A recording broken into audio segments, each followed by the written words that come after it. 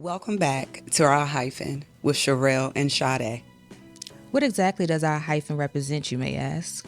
The hyphen is the punctuation that is used to separate your date of birth and your date of transition from this life to the next. It's reflective of your journey. Our hyphen is inclusive of good times, challenging times, moments of reflection, moments of realization, laughter, tears, all of the things that we experience as we journey through life. These are the conversations we started in 2020 on the living room sofa that led to some of the most transformational experiences of our lives. This is a judgment-free zone. Because every day we are growing and evolving. Your life, your hyphen.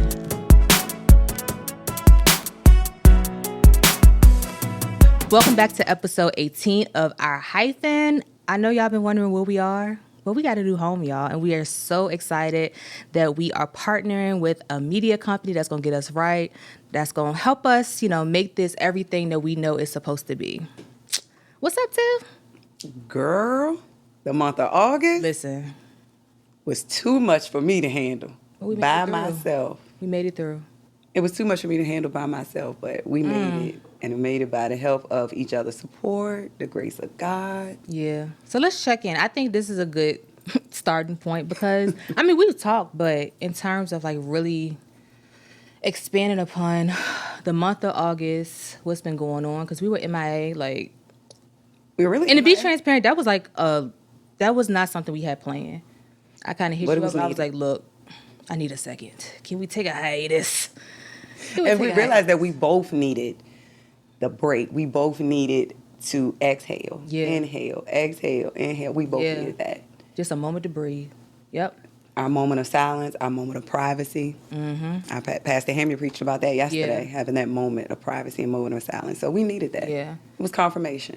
And so for me, I had just started to become, I want to use the word overwhelmed, but I'm not sure that really encompasses just how I was feeling, but that's the only word I can think of right now. I feel like a lot of my life had become, I was doing so much that, like you said, I wasn't taking the time to check in with myself. I started feeling like I was just disconnected. Like I needed to find my center again. And so I was talking to my cousin Fee, big shout out to Fee. And we just decided let's fast. Let's be intentional. Let's fast. Let's find our center. And that's what we did. And initially we had planned to record. We were making plans to record. We were working on some things business-wise. And I hit you. I was like, Tiff, I know this is a partnership. But as your partner, this is what I'm telling you I need right now. Is this something you agree with? And you so graciously understood. And I took an exodus from everything, social media, the podcast, which was hard because I do feel like this is somewhat of a, when you start to understand how you're helping people and you have people telling you how, I watch your podcast and it really made me reflect upon this, it becomes almost like a responsibility. But we are learning, if you're not right within, you can't do for other people. And that's something we're teaching too. In our hiatus, we are teaching people it's okay to step away for a second, regroup, and come back bigger and better. Right. So. Now, first, we got to take the time out to be thankful for where we have come from. Absolutely. Because, we did start off in a studio before. Yep. Then we went to the living room. Yep. And now we're signing a contract. Yep. And that wasn't even a part of the plan in August. It was something we had planned to do by the end of the year, but taking that break really put us in position to say, why not now? It put it into perspective. Yeah. And to let us know that we've come this far in a little bit of time. I know time is an illusion, but you think about it, in less than 8 months? Yeah. So we took month eight off, but this would be the start of month 9. Month 9. September. Mm-hmm. Yeah, for sure. We needed that time to go in the wilderness. Mm-hmm. The wilderness is, shout out to Dr. Darius Daniels. He be preaching. Goodness. That's going to be a whole episode right there. We got to get him on here. We manifesting that. Dr. Darius Daniels. Pastor Shamika Daniels.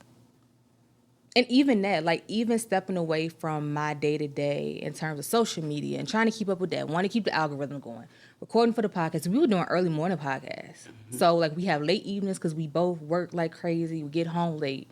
try to find time for self-care, then getting up to record the podcast, then got to edit the podcast, then got to talk. Like, it was just a lot. And in taking that time off, I think it allowed both of us to hear other people too. Like, we were watching other things, sermons and things like that, but like when you really isolate yourself and make it about you and God, like, you hear things differently. Right. And that period also helped me with parenting because I had to learn to adapt to football season. I still don't know how you do that. Like, as bad as I want to be a parent, and in my mind, it's something that because I started doing my own work and healing and all of that, like, I feel like I'm going to be a great parent. But when I measure up what parenting looks like to what you actually do on a day to day, I'm like, this shit ain't for the weak. I don't know. When you learn to invest in yourself, you'll learn to invest in your seed. And I realized getting up every single day was a struggle for me. But when I learned to look at myself in the mirror and to tell myself, I love me some me, I actually said that until I believed it. When I started saying it, I didn't believe that. It's like I didn't care about anything. But once you get that love for you in your heart and that love for God, you'll realize when you start investing in you, you're investing your seed. And when I see my son on that football field, like I make it my business doing practice. I schedule when I'm there. For the first hour, I work out. The last 45 minutes, I go and watch him on the field because I know how important it was for me to look out in the audience and see somebody that I never saw. So I learned to adapt in absences. And that's a good point about how, like, if you are open to it, kids, like they always say, parenting is something like you don't have an instruction manual for. But if you really listen, kids will tell you, like, where you need to improve. And Jay, like, that's my heart. That's my godson. I'm about to cry talking about it because it really showed in that moment. I understood, like, how far even our relationship had come, like he and I, and then how much he's growing and becoming comfortable and having uncomfortable conversations and expressing himself, because that's something like we preach. When you were in the hospital, you remember he went with me to my appointment. I was getting my B12 shots. Right. And we were talking about some things, and I had told him, I was like, you know, he had an award ceremony, I think it was. When you got sick, that was the same week, like, I just broke. Like, I was tired. I think we had with another family member. My grandpa went in the hospital, too. Like, I had to take the whole week off. I was just like, everything, like, has to shut down. Like, I'm feeling overwhelmed. And I remember telling him that I was like, yeah, I'm going to be at your award ceremony. And I had every intention in doing that. And then the day of his award ceremony, I wasn't feeling the best, and I did not show up. And I remember I had taken him food to the school, and I sent him a text. I was like, hey, you know, I'm not going to make it to your awards ceremony. One, thinking from the perspective of, like, we preach, you got to self first. Like, you got to take care of yourself first. But then also not thinking stuff like that don't matter to these kids. And I remember he didn't respond to me. Mm-hmm. And so when I saw him in person, I was like, hey, how did you feel? I forgot where we were going. I was like, how did you feel when I didn't show to your awards? I asked him, was he disappointed? He told me he was disappointed in me. And so from that perspective, that's another, like, parenting is so selfless that it's something, again, I'm like, am I prepared for that? I feel like I could be, but that would have been an example where I would have failed my kid. And because I have the what am I trying to say? Like, now I know to ask certain questions because of, you know, things that I felt as a child. Or even, like, as I continue to do my work, I can tell when that's out of Jay's character not to respond to me. So I knew to ask the question, but that could have been like something I didn't notice, and that would have been something my kid carried with him for the rest of their life because I didn't show up in a moment where they anticipated that I would. But one thing I will say about but to say about Jay, the reason that he's open with it is because I promote that at home. Absolutely. You know, I'm like, I'm willing to talk to you about anything. I don't care if you stand up from using the bathroom and look back and say, Ma, I got blood in the stool. I want you to be vigilant. I'm sorry, but that was... But no, that's... I'm just wondering where that came from. I was thinking he was going to say he had a bump on his butt and he wanted to know what the... No, like, I want you to... But you're right, but I just want to expect that to be the example. All right. Like, I want you to say, Mom, come here and look. I don't want it to be to the point where everything has to be... And he tried to Google something and get incorrect information when you... Yeah. Just be willing to communicate. Yeah. And Because I feel like if he didn't have that type of environment at home to be able to speak freely, because, growing up, you couldn't really say, well, I would say for me, I couldn't really say what was on my mind because you'd be looked upon as a disrespectful, Yep. a smart ass. Yeah. You know what I'm saying? Do what I say just and because not as I said do. it. Well, hold on, sir. I got a question or two about what you asking me to do. So I will tell you, as far as for parenting, for me, August taught me this. One of the things August taught me was that when I dropped the issue of thinking I was not the best parent, I realized that there's no book to parenting. There's not one. I mean, as far as right or wrong, because like I teach my child. Yeah. I mean, think about it. I teach my child that I don't care how old the person is. It takes respect to get respect. Absolutely. But older generations Yep. feel like because I'm older, I can say whatever it is that I want to say. Right. Like for Jay, a situation happened where an older person told him something that he didn't care for, which was hurtful. And I told him, and he didn't say anything back to the older person, but he came back and talked to me. So me being the parent, I did go to that individual, not on a nasty level or anything like that, and just put them in his shoes. And they saw where I was coming from. So it's not what you say all the time. Yeah, it's how you say it. So, and that's one of the things too. And again, children will tell you what you need to hear. I know she would scream if she knew I called her a child, but my 15-year-old sister, like she told me, I communicated that with her, and she was like, well, if you maintain and you do what you do now, I feel like you'll be an awesome mom. Because like we had a situation where she was talking to me about some stuff, and I told her like the way that you express yourself and communicate your point of view is not disrespectful, it's very direct. I couldn't do that at 15. Like I felt so many things that I just could not express. I literally would feel like now I can name it depressed or anxious or lonely or whatever those feelings are. I would feel those things, but if somebody asked me what was wrong, I could not. It was like a word scramble. I don't know. I don't know the words to express what I'm feeling. So now to see her and like how eloquently she puts things, like, girl, you damn good. Like you doing all right. yep. But that was just because like I created that space where like have those uncomfortable conversations. Yep. Just because somebody else, even if it's an authority figure, they don't agree with your point of view, it doesn't mean it's not valid. It means that they just don't understand why, whatever the conversation is, why that's important to you in this moment. So, but thank you for that perspective on it. Because I'm telling you, when I watch the stuff you do, I be like, oh, nap time. And you be on the way to football practice. Yeah. And oh, my baby like to sleep. an idle mind is a devil's playground. So I do like to keep him active in constructive things. And, where he's playing football, they are awesome with the discipline. They are awesome with the motivation. Being a single parent, it's not easy. And I'm not going to sit here and say that I'm trying to be the father because I can't be a father because I don't know how to be one. But I know he gets tired of me. We have our car rides, we do our car karaoke, we have our serious times where we talk, and I open up that dialogue for him to talk, to create those memories, because I told him, if I die today or tomorrow, what do you have to stand on? What are you going to remember me by? When it's You know me, when you say stuff, it triggered. Tim, you like Meek Mill? Yeah. Do you know the part in Dreams and was it Dreams and Nightmares? What is the song called? Yeah. He was like, you gonna remember me? That's what I felt just now until you said it. Listen. Well, Transparent moment. I got ADHD, so stuff be just it's okay. happening up here. That's another day we could talk about too.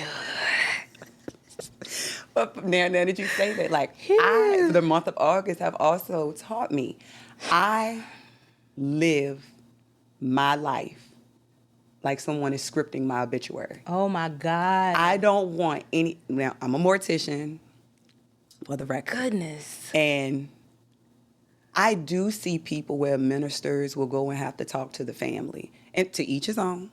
But I see where people have to go talk to the families about the eulogy, on what they're going to say. The person that speaks at my celebration, I don't want them to have to go talk to anyone. Nobody. Because they saw what I did. I don't want them to feel like, she probably wouldn't want me to say it. If I did it, talk about it. Because that's a part of my life. And don't go talk to family members. Because they're going to try to make it pretty. I be telling my, like, don't make my shit pretty. My life, like, I don't want to be, that's something I had to get away from. Like, I don't want to be perfect Patty. Because perfect Patty got to remember when, like, she got to stay in character. Like, when you are yourself everywhere you go, you don't have to remember to be in character. You don't. But you said something, too, just going back to, like, our thoughts, when you were talking about how, like, football, the structure. So I had an experience. So a guy I was dating, we're still really good friends. He is now the head football coach at a local school. And they had their first game of the season, like first official game of the season. And, you know, we always talk about, like, the sideline coaches. And that is something, I can ignore a lot of stuff, but that is something I will never be okay with. One, you see a young black guy coaching a team of black kids, and, like, you can't acknowledge the fact that these kids could be out robbing your mama house. Like, you want to talk about all the ways in which, like, these kids are still not, game one, they still not good enough. They're still not, why they didn't do this. You can have an opinion, but it was so vile and so nasty. Like, I was hurt by it. When you say sideline coaches. Like the people in the elaborate. stands. Now, I get what you said. Oh, so people that's in the stands. I mean, the coach could tell the kids to tie their shoe. Why they didn't tell them to tie the shoe the left foot first? It's just like every little thing. And I think, too, I see stuff like that as like a heart issue. Meaning, if you can't, like, sit there and, like I said, appreciate the fact, oh my God, this is a group of kids. And not to make it about race, but I know, like, sometimes when we talk about like certain positions and things of that nature, like, for us culturally, like, that's a big, he's young. He's 27, he's a head coach already. And so that alone for me, I don't care. I got hair on my lip. You don't have to take this out. Transparency. That alone, any race, the fact that somebody is 27 and devoting their time to coach your youth, like, what can you say negative about that? Like, how can you come out of your mouth and say anything negative about that? They can say something negative about it because I don't think they understand what comes on what is on a coach's plate. Yep. A coach is basically just like a teacher, but people really don't understand what's on a teacher's plate. I don't care if you got 3 students, 5 students, and not to cut you off, but 3 students, 5 students, 20 students in a classroom. You are dealing with individual personalities. Yeah. You're dealing with people that come from homes that don't even know what love looks like. Mm-hmm. You know what I'm saying? So I always tell JJ that, I said, baby, you get out the car every morning smiling, besides the mornings where you tired of me preaching manners, respect, and all of that to you, but you're going to appreciate it later.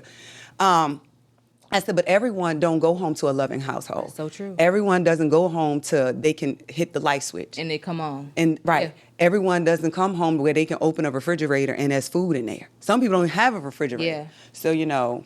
It was so disheartening. Like, I wanted, and I know, again, we tread lightly in certain spaces because everybody's not receptive to, like, what you have to say.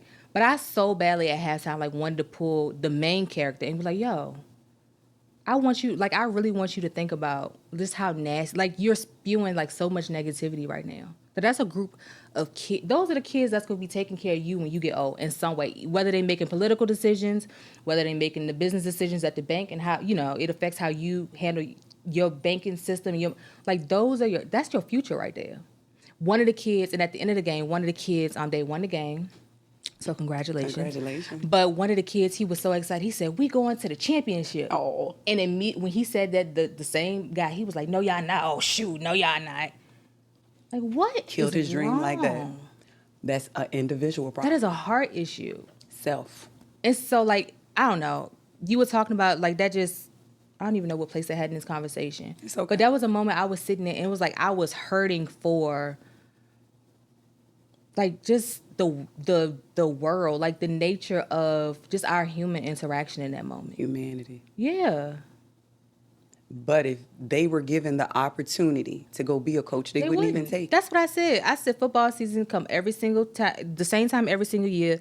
You know, the opportunity to be a volunteer. And you got next. Go volunteer next year. Since you the daggone expert, take the team to the championship of all championships with your expertise instead of being because now if you do have that expertise that you claim to have, you're doing the community a disservice by not sharing it with the team if it's going to take them all the way to the championships of all championships. So it's just small things like that. And again, with this fast, it just made me aware of maybe ways in which I've shown up and communicated something other than what my intentions were. Like, I watched our last episode and I don't want to use the word embarrassed,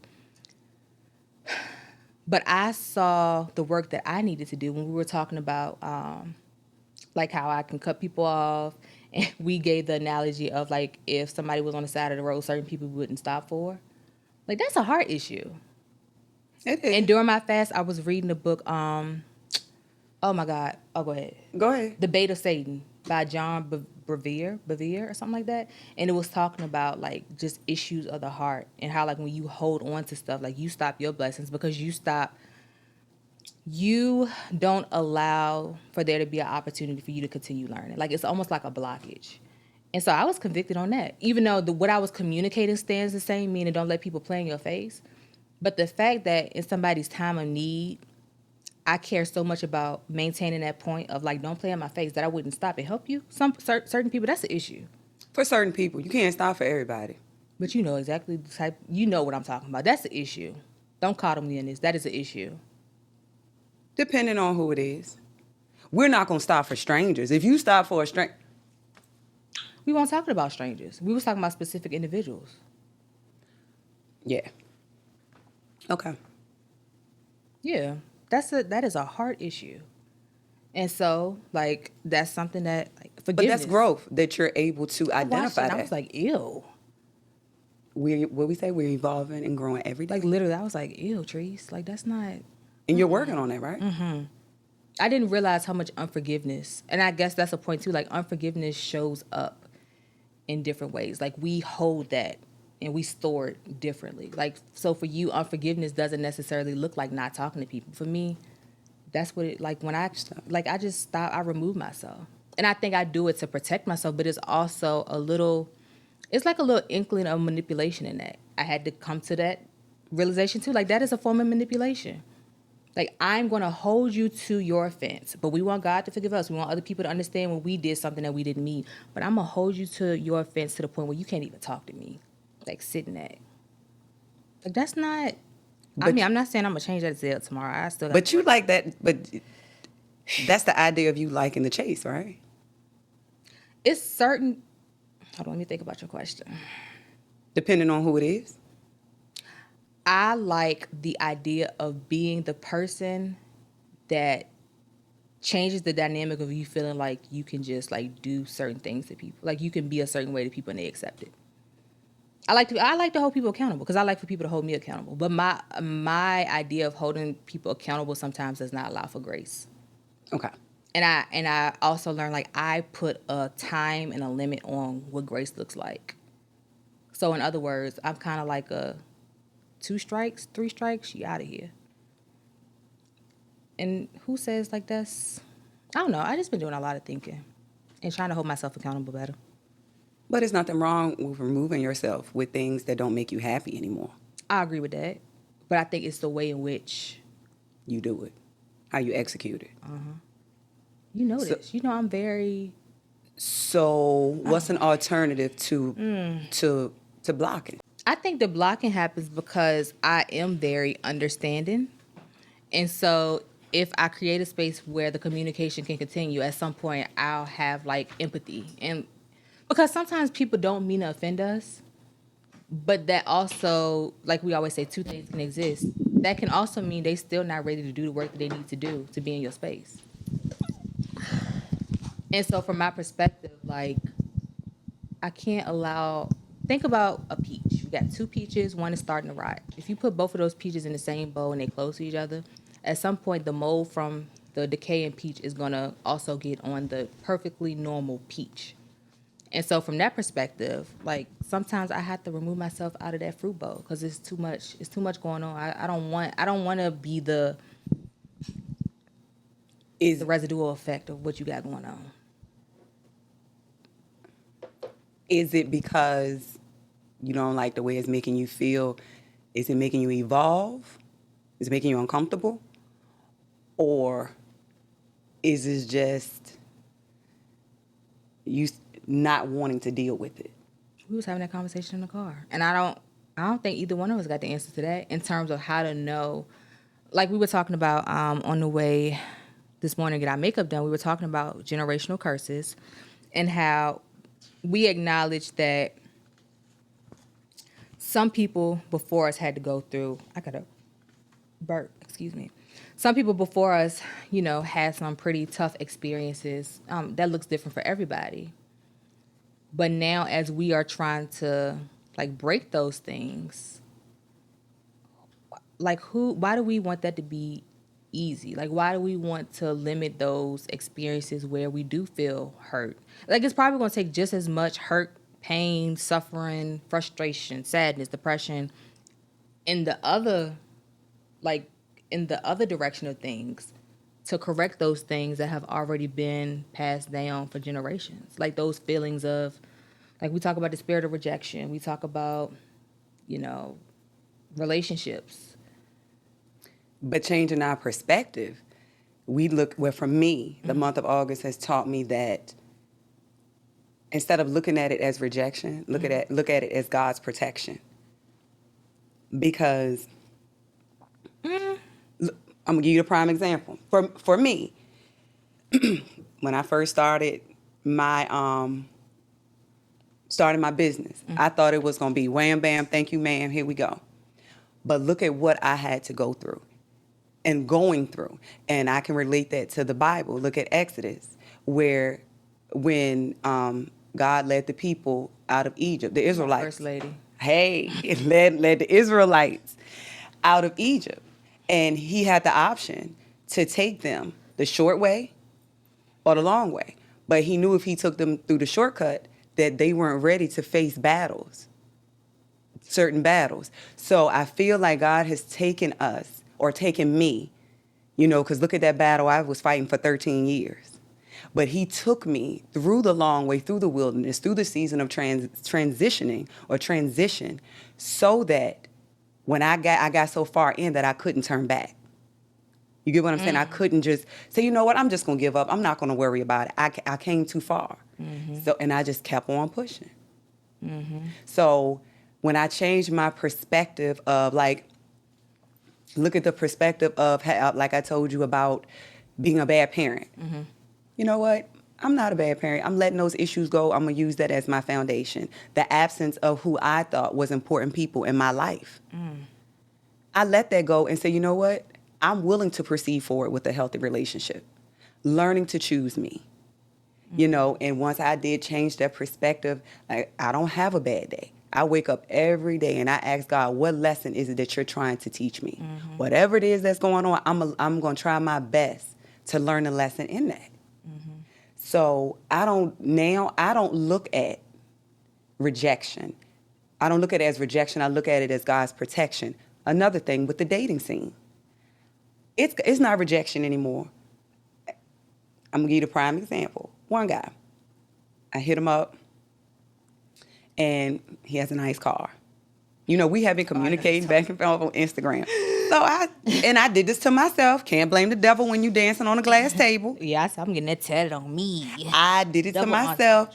I was like, he already was giving me the cold shoulder, so I sent a message like, can I drive your car? Trying to. Ooh. That joker said, no. I would have to deactivate my Instagram after that. Thank you very much. It hit me in the throat. Reloaded again. I said, you know what? You did that to yourself. Because he wasn't even showing you any attention, paying you any attention. And what you want, that toxicity.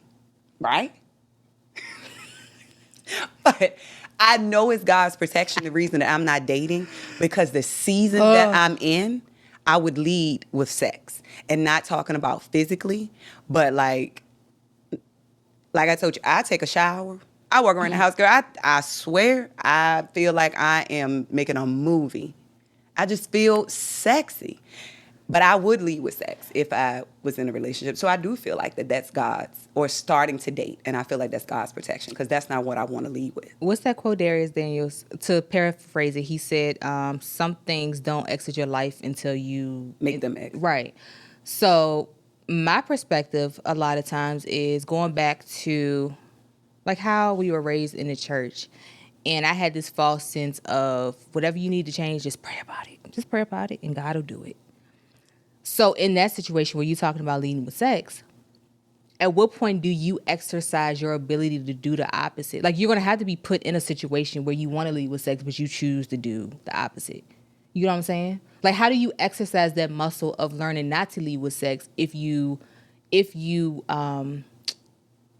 reject the opportunity? Like, you avoiding practice. You avoiding practice and want to show up to the game and know how to cross somebody up and make the shot, but you ain't showing up to practice to get corrected by the coach. That's how I know I'm emotionally unavailable. No, we ain't gonna talk about that. We got another hour. Listen, I laid in the bed last night, sick. And that may be an excuse. Hold on, I need to read this. Tim, I might teach you something right now because it taught me. I sent that thing to Tiff and I said, whoa, God. So another thing is realizing, I think I made a video about this on Instagram before I took my hiatus. Like, I'm not as prepared and healed and ready to go in certain areas as I thought. It's like I didn't realize, like, people say the healing journey, and I swear to y'all, I thought it was like college. Like, let me do 4 years of this shit and I'm done. Like, I'm graduated. Good to go for the rest of my life. No. You're forever. Ooh-wee. It's like, it's always, now when people say it's always something, I hate when people say that in terms of like, they feel like life is always like something bad, but in terms of like healing and like you say, peeling back the layers, it is always something. Like, as soon as you reach one mountain, the top of a mountain, you're like, ooh, I did it. It's like oh my God, it's time for something else. And so I was just casually scrolling on Pinterest, saving my dream house, pictures of my dream house, and I came across these little things. What can I piggyback off what you said about people saying there's always something? Some of the time I noticed that when people say it's always something, they get the clues. Like, for example, if you're always doing something, if your sink is leaking, your faucet is leaking, it's telling you something. Yep. It's talking to you. So when it bursts, yep, you didn't get it fixed. Now you want to burst and fall apart. It was talking to you at first. Yep. The one thing I can say about my plumber, he said, Tiff or Sade, you pay attention to your house. You do. If I hear a little tap, tap, tappity, tap, I'm calling, hey, this is this and this. Just like my wash machine is acting up. Now, you hear me complaining within the next couple of weeks, don't listen to me. Hold me accountable. No, I won't. I'm like, Tiff, thank God you got money to fix it. Thank God that it happened when you was home and something didn't burst and didn't flood. Like, absolutely. And I'm not going to lie. I have an attachment to that wash machine. That wash machine it sounds crazy. Y'all can say what y'all want. I got a broom in the wash machine. I do not get out of that. When you move, you better not take that broom with you. I'm not. I was about to say, you can't do that. You're not supposed to take, those you that don't know, you're not supposed to take an old broom to a new house. Tim, my washing machine is 17 years old. It's one of the old ones, but I tell you what, I bet my washing machine wash clothes better than yours. You could be one of the people that take the wash machine and put it in the storage and then start storing stuff in the wash machine. No, I'm going to get my washing machine fixed if I can and take it with me. Why are you trying to take old stuff when God is elevating you in other areas? I don't know. Answer that. You want God to elevate you in so many other areas, more financial gain, You got to let some of this old stuff go. Why are you holding on to something that has run its course? Has it run its course? I mean, this is the second time in how long did you had to fix that thing? The poor washing machine, she's saying, mortician, lay me down to rest. And you just steady trying to... A washing machine. Yeah. That's reflective of other areas in your life. Lay it down to rest. Hey, won't you lay it down, Patty? A washing machine. I don't know. And the broom. I felt like it has swept. A broom? Yes. Don't sound like that, sis. A $7. Let's say, can you... Let me see. It's the broom and the dustpan. It ain't no industrial broom either. It's a broom. It has swept so much mess out my life. And you still want to sit up in your house. And the wash machine uncleans so much. Oh, my God. So you still hold on to your junk? I'm going to let it go when I move. What if you got to let it go before I will. you move? What if that's something that Bishop Robinson talked about, how Like we ask to be blessed with something new, like a new car, and then we want to hold on to the old car. Like, because we say we trust God, but we want a backup plan. Or we don't want to put too many miles on this car. Somebody told me that. He was like, which I do want a second car just because I run the road so much. But he was like, a car, you buy a car to drive a car. You buy a car. The sole purpose of buying a car is to put miles on it. Right. Because if you let it sit, then it's still Right. going to go down, drive right. But we always want a backup plan. And sometimes that's baggage. Sometimes, extra money for that. yeah, that can't go. Like certain stuff we just have to release. So it can be, maybe it's a blessing to somebody else. Maybe somebody going to dismantle your washing machine and use parts for something else. But you hold on to Like I'm somebody going else. to do with my body. You know, I'm going to do it in my body, this science. Yeah, I know. You know, I want to be put directly in the ground. Directly? You don't want to know... I want to be absorbed into the earth. You should do the green burial. We're talking about that. I plan to. Organic burial where you go in your I don't want nobody grieving over my body. Ooh, I'm not there no more. No, it's a That's celebration. a shell of what I used to be. And that's a part of my purpose is I want to take the dark perception from death. Because you don't just die physically. Well, let me say this. I haven't died emotionally. I've died in all areas. And wanted to die physically because... And I used to be so afraid of death until I went through that experience. And I realized I was afraid to die because I hadn't lived. Girl! That's a bar right there. Put that on a t-shirt right there. No, but seriously, I used to be so... Like, I used to, like, go to sleep scared of death. Like, the idea of dying. I mean, I still have some fear about the how sometimes. That's because I feel like I know, but I don't want to talk about it. Oh, I don't want to talk about it. But, like, I used to be so afraid of dying because I ain't live. I hadn't lived. Now, I don't want to go today or tomorrow, but if I did, I feel like I would be leaving something for people to feed off of. I agree. My Lord. Like Peter said. But to go back to this broom in this washing machine. See, she holding on. Continue. We gonna put a picture of the broom in the washing machine on. I'm going to bring it. You tell me there's nothing that you're attached to? Come on, sis. No. And Really? Why? Because I had to lose everything. I was attached to stuff, and so I had to lose everything to not be attached to anything. You know, I had a whole luxury apartment. I had to lose it. I mean, I gave it away. I said, you have it, I'm leaving. But I had to, like, be removed from what I thought was making me feel secure to, like, find myself. So, no, I'm not. Like, when my car, people, oh, you parking out right there. It's a car. I have insurance for that reason. I don't want, and I'm not being negligent, but I don't, like, I'm not one of those people that's, like, overly cautious with stuff because, oh, my God, if something happens to this, I'm going to lose my mind. I'm da-da-da-da. It's like, dang, it might be an inconvenience, but that's why you have insurance, and that's why stuff happens. Like, it's not, no. So I'm not. I'm really not. I like nice things. You know me. I like nice things. I like quality things, but I'm not attached to those things in the way that I once was. I got the car because I like the car. It's not because of the type of car it is. I like cars. I like old school. I want an old school car because I like cars. It's not about, you know what I mean? All right, Jay. So that's my dog. He said he want a box. JJ can be right. Da-da-da-da-da. Play that Snoop Dogg you was playing before we got started. Hey. But no, let me read this list.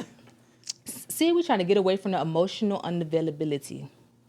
And this slapped me in my face because you know how people say, like, if you keep ending up in the same situations, it's not the other person all the time, it's you. And so I was reading this, I was like, what if, like, in our previous situations when stuff, even with the people we talked to, it didn't work, like, what if it really was, like, the core of it was, like, more us than them, or we don't even know how much of us it was. Because I was checking these things off like I was playing bingo. Bingo. Got it. Close the whole board almost. What that thing say? You had the corners, the X? Yes. I probably could have won bingo 5 times on the same board. So it says, okay, signs that you are emotionally unavailable. You keep your options open. Raise your hand if you do that. Relationships drain you. You have relationship anxiety. When you're presented with the options to commit, you back out. Boom. You struggle to trust. And I'll explain why I said on that one. And then you worry about losing your independence in a relationship. Both hands, feet, everything. Pick me up out the chain. I cannot lose me again. But according to the we're emotionally unavailable. And I say I want an emotionally available man. I'm asking for something that I'm not. Ro asked us that at her house when she was living at the other house. You remember we was talking about emotionally unavailable men, and she said, "Are you available?" And she asks us that, and he's like, yeah, because I'm willing to talk and da-da-da-da. Not knowing, according to the list, Nope. I'm not. And for number 5, I said I struggle to trust. I don't necessarily struggle to trust in general. I typically trust first, and then once you lose my trust, like, it's hell to get it. You can't get it back. I'm not going to say it's hell to get it back. But it's the type of people that, like, I put my trust in. So that was another thing. Like, my type don't let me back. At all. You like, you about to cry. Boom, boom, boom, boom, boom. We love the toxic. Ooh. We love what's going to kill us. People that we, like you saying, you probably knew he was going to say no. What you expected him to say when you hit him up? Like, people, Honestly, just wanted the attention. I mean, I'm going to keep it real. and you could get attention from somebody wholesome. Not saying he not, but it's people that we don't want the people that want us. I like the person that want me now a lot more because I'm noticing the error of my ways. I'm noticing my type is not, my type, it was a reflection of my trauma. I'm working on that because Me too. I still say that I'm going to get what the desires of my heart, and I'm praying to God. So that's why we got to pray for God to change our heart. That was my prayer during my fast. Because he has given you the desires of your darn heart. Up to this point. And it don't taste good right now. So that was my prayer, like, change my heart, allow me to have a taste for things that are healthy for me, allow anybody that's not supposed to be in my life to lose their taste for me. I'm tired of touching the hot stove and wondering why my finger hurt.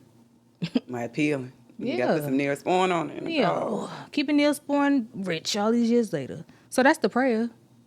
And that's another thing, like, being self-aware to know, like, just because we feel like we're being introduced to the things we want, it don't mean that it's good for us. It means God will give you the desire of your heart. All right, if you still want to deal with this kind of person, here you go. Here go another one. Call me back in 2 weeks.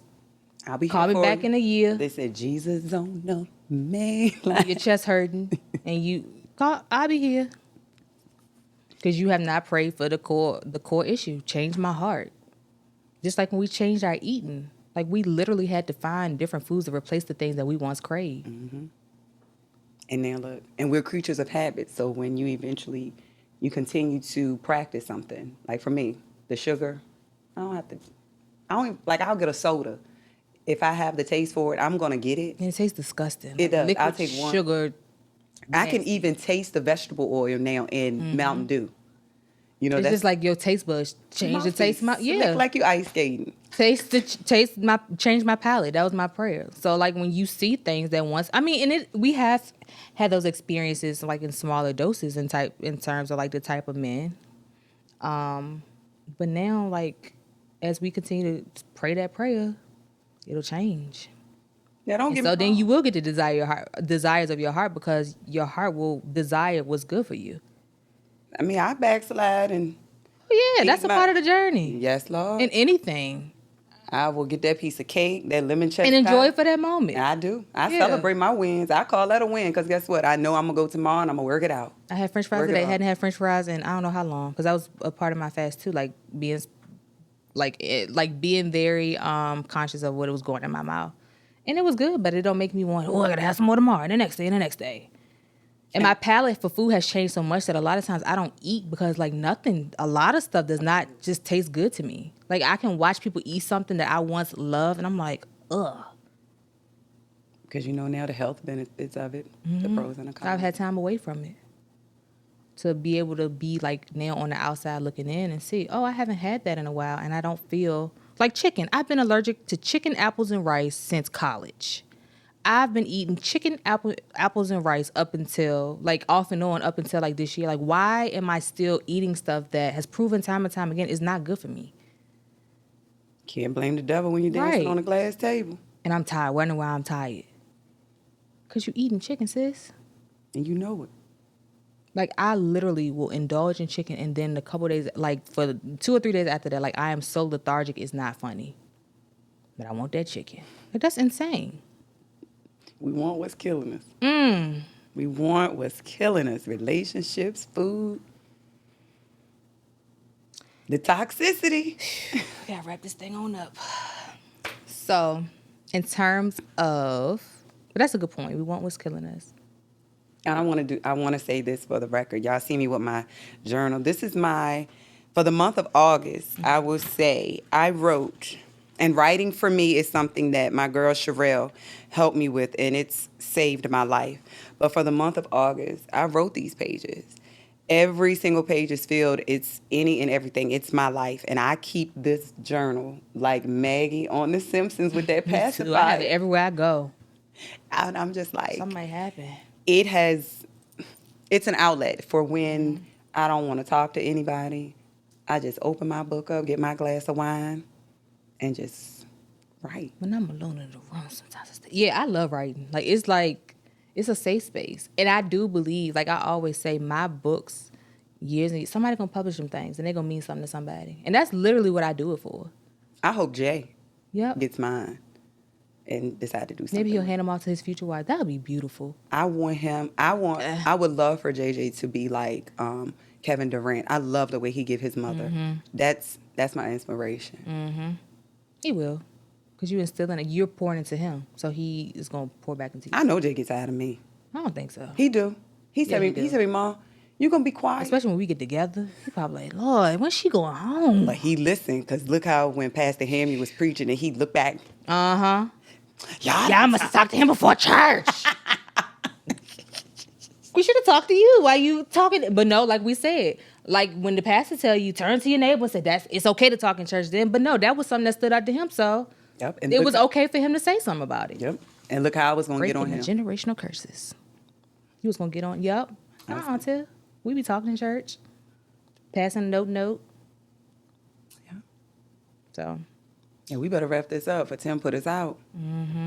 All right, so we're going to be intentional about this because we be forgetting, where do we place our hyphen in today's conversation? And what that means is like, what was or something that stood out and made you reflect to the point where you understand like it's something that you want to continue to work on? I mean, that's my life in general, but I know mine. What do I want to work on? Like, where do you place your hyphen in today's conversation? What's your takeaway? Continuing to have those tough talks. Ooh, that's something we didn't get to touch on either, but relationships in August. Like, family relationship dynamics change. Like, me, you, and Fida had a moment, like, together in the car. On the way, we was going to get something to eat in Richmond. Yup. Everybody eyes wet, nose dripping. Gorilla said shit was twerking on the headlights at the stop. Like, we crying. We having a different type of summer than Glorilla. Who was twerking? You know, F and F is a song. At the red light, twerking on the headlights. And we had the red light with the sad song playing, crying at the Trying red to light. find I know the tissue. people probably, yes, no tissue. I love you, sis. It's going to be all right. We got this. Yep. It's all foundation. But yeah, relationship dynamics really changed in August. Okay. Where would I place my hyphen? I want to stick to the point of continuing to pray for God to like change my heart, and to help me desire the things that are good for me, not the things that I think I want. Because like we say, what we are put here to do is it already exists. We just day to day, we getting closer and closer. We doing what we got to do to get there. So I want to desire the things that speak to the continuous evolvement in self that I'm doing. I don't want, what I think I desire in this moment, because it's not always what's healthy for me. I mean, hell, sometimes even in the moments where we feel like we are very intentional about the work that we do on ourselves, but we still, like we said, desire stuff that's not good for us. We want a little taste. And there's nothing wrong with the taste. Sometimes it is. If somebody gave you a glass of water and said, one of these glasses might have a little bit of poison in it that can kill you, you real thirsty, you gonna take your chances? Or you gonna say, I ain't that thirsty, I don't want either glass? Sometimes a taste of something can really... It can throw you back. It can destroy you. For example, like, the field that I'm in, mental health and substance use. You have people that use substances and have reached a point of abstinence, and they just want one more hit. And that one hit take them out, because your body can't take the same thing that it could take when you were using every day. One taste can take you out of here. I agree. But for me, that one taste is what helped me to get over what I needed to get over. I can agree with that in situations too. And that's the grace of God, I guess, that allowed that taste to be, like, we can actually taste it and acknowledge that it wasn't good for us and not taste it and not physically live, but be back in a place where we ain't ready to tell a story. We ain't ready to talk about it because it's something we got to go back into our dark corner and deal with. Because at one point in time, that was my lean. What? Getting a taste of that. Like I was, how does that saying go? Iniquity doesn't mean that you fall. It just means that it's easier. I don't know what the first word mean. What does iniquity mean? Can we Google iniquity, Tim? I like Tim. Tim is his own zone. He's like that. Well, why he Googling? Wait, iniquity means... What's the script? What's the thing? In the biblical, like for me, like they said, don't judge people because everyone has their own lean. My lean was that. What is that, sis? Them. Men. Certain types of men. Him. Ricky, break it down. Okay, what's iniquity? I get what you're saying. Iniquity is immoral or grossly unfair behavior. And what was the term? Iniquity? Equity. No, equity. That's equity. Equity. Was it equity? It don't mean fall. It means it don't take much to go back to that lean. So we're in a spiritually vulnerable place. And that's why, some things I can't... So not passing judgment. Like people that talk about being like cheating or dealing with people that cheat, I can't really engage in those conversations no more because I'm too vulnerable to like being stuck in that mindset of all men cheat. I don't believe that all men cheat, but it's something that we see so much, whether it be in family relationships, friendship, like we are so exposed to that as society. Because I'm praying for a man that does not cheat, I can't expose myself to those conversations as much because then it trains my brain to think, well, dang, everybody cheat. I might as well settle for the person that's cheating. When you settle for society norms, you remain stuck. That's true. But I want to go back real quick on my tough talks. Mm-hmm. I want to elaborate. Mm-hmm. My tough talks is I want to continue to have them with myself, and I want to continue to have them with God and my son. Absolutely. And with God, believe it or not, it's some things that I was ashamed at one point in time to talk to him about, even though they say, God knows it all, he's omnipresent, all that. But it was some things that I had to, God, hold on. I'm going to take it a step further. Like, I talk to God like I talk to my friends. I do too. I ain't going to lie to y'all. That's my homie. I really talk to him. That is the only way I can communicate. And again, he'll change my heart when it's time. If he convict me on the way that I come to him, I'll know, well, dang, my bad. Big G, But right now, that has been like the strength in our relationship because I feel like I can come to him as who he made me to be. Like, think about that. We be trying to trick God and come to him in a way that he didn't even create us to be. We trying to be manipulative to God, and he like, fool. Right. Go on now. I knew that Adam and Eve was going to eat that apple. Right. I knew it. I just needed to show y'all, like prove a point and show y'all how vulnerable to other people's opinions and how easy it is to separate two things that's meant to be put together. Like how easy that is to be manipulated. And I know this, we carrying over, but when I pressed that reset button, not just on my life, but on the Bible and interpreting it for myself, like I go on YouTube, watch, shout out to the Bible Project, PD, Pastor Darius Daniels, Elder Jackson, Pastor Hamuel. What my interpretation of it is, God wrote the Bible. These people didn't know they were being recorded. So that's how I look at our life. Mm-hmm. And I mean, hey, to each his own, but that's how I interpret it. And I'm not, Absolutely. That's your truth. Like, we're going to stop doing it. That's your truth. And I think a lot of people should consider being more open in how they, because we was talking to somebody and they were saying how they really don't be knowing with the Bible. Like, they just read stuff, but it don't ring true to them because you don't question stuff. And that's another reason why I am going to create a space where my children can come to me if I ask them to do something. And here's the why. Because I want to teach them to question authority. Question authority so you can make educated decisions. Don't just do something because whoever that you see as an authority figure to ask you to do that. We see that in the news all the time with people that children thought they could trust, or people that we trust as adults, they turn out not to be what we thought they were. I want ask me questions so you comfortable going out in this real world and asking people questions when they ask you to do something. Jay, prime example. Mm-hmm. We were in the store. He knew how much something was. Mm-hmm. He got to the counter. The man told him a different price. He said, "No, sir." Mm-hmm. Most kids would have just went on. Mm-hmm. Jay didn't care. He was holding up the line. Jay said, no, sir. And you know, Jay got the spirit of cheap. I be like, Tiff, come on now. Jay, one more dollar than he thought, he gonna ask the question. Girl, when you pull it out the mud like I did. I'm proud of him. When I tell you, this is the girl right here had to come out of a bankruptcy because of a divorce. But that's why you got to celebrate your wins. And I do now. You help me to understand that. Sometimes I don't want to be in debt. Debt? Girl, Everybody done been, please. girl, that debt took me out though. Like, Don't let it- I It's one of ain't them know if I things- could buy a it's one of them can of things- formula. It's one of the things, and I'm not laughing, but I'm laughing because I can, it's been situations too. I was like, breastfeeding ooh, and on formula. I was like, breast, can you please produce Right. some more? Because I I don't have no money. Come on now, I get a dose of my don't own fail on me now. Right. So, That's real. But you know, I be on you about that. Like, and you do. celebrate You these have wins. when you help me change my perspective, and my other support system helped me change my perspective on that. Look how my project just bust wide open. And you help me, like, it's like a give and take. Like, I'm more like, F it, we ball, we living. And you be like, but let's save too. And I'm like, you know what? You're right. Let me.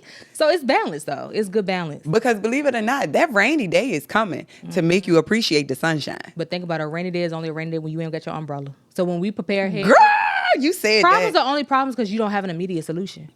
And I did learn from the documentary that I was watching on We got 4 minutes. Okay, I'm back. walking out the door. I'm listening. That was our heads up. We got 4 minutes. And one guy said one thing about people. He's from another country. He said one thing about people is that we're problem minded and not solution minded. And I appreciate that. Like, I absolutely I don't agree. look at things as problems. I absolutely agree. We don't like to be challenged. We don't like to be outside of our comfort zone. And I have not always been this way. Within the last, I'm gonna say 3 years. You know, we had our wild and out season in 2020, but in the last 3 years, like, I know God is real. Let me say that. I know He bringing me through the wilderness and brought me through the wilderness and making me appreciate the sunshine and the rain. You got the sunshine. What You could be the clock sisters. Angie Stone said, My sunshine. has come. But yeah, Our Hyphen. This is a good return. We need Feels good. We needed the reset, the recharge. Going back to the sermon yesterday about I don't have time. But you need that. God No teaches you about time. He teaches you about, you need that privacy. We needed that recharge. Yep. I time know is I an did. illusion. Time is an illusion. Like, this ain't set us back at all, Nope. if you think about it. But if we would have pushed through, we'd have been like, yeah, we had to push through, because if we wouldn't have pushed through, we wouldn't have been here. But this ain't set And us it would have been like, oh, we sitting here with dry faces. Don't know what to say. Yep.